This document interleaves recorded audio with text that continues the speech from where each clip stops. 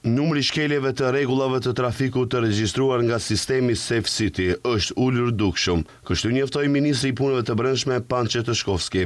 Ai theksoi se sistemi ende nuk është përshtatur me rregullat e reja, e cila është premtuar se do të ketë tolerim për shpejtësinë. Safe City do të hyjë në funksion më një shkurt, por ende nuk dihet se a janë siguruar 80 votet e nevojshme për miratimin e propozim ligji për kundërvajtje. I pyetur për këtë, edhe kryeministri Hristijan Mickoski nuk ka dhënë përgjigje konkrete.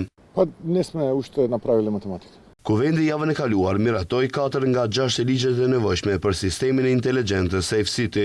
Ka mbetur pa miratuar kodi i ri penal dhe propozim ligje për kundërvajtjes, zgjidhje ligjore sistematike për të cilën nevojiten 80 vota në kuvend.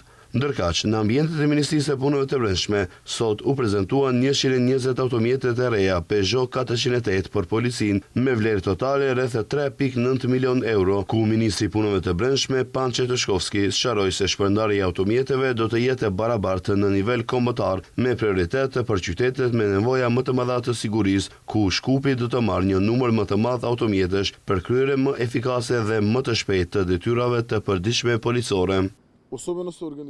Automjetet në kuadër të pajisjeve të tyre teknike i posedojnë të gjitha karakteristikat bashkëkohore teknologjike për t'u përballur me çdo sfidë, ashtu si çdo policë tjetër në botë. Në të gjitha automjetet do të instalohen sistemet më moderne tetra me informacionet e nevojshme që zyrtarët policor në vendngjarje të mund t'i kryejnë të gjitha verifikimet e nevojshme në evidenca, të gjitha analizat e të dhënave që i posedojnë në ministri, analizat e evidencave të kundërvajtjeve dhe gjithçka tjetër që është e nevojshme që ata të jenë më efikas në punën e tyre. Në fund t'u përgjigjen të gjitha sfidave me pajisje, informacion dhe teknologji, siç i ka çdo shtet tjetër evropian.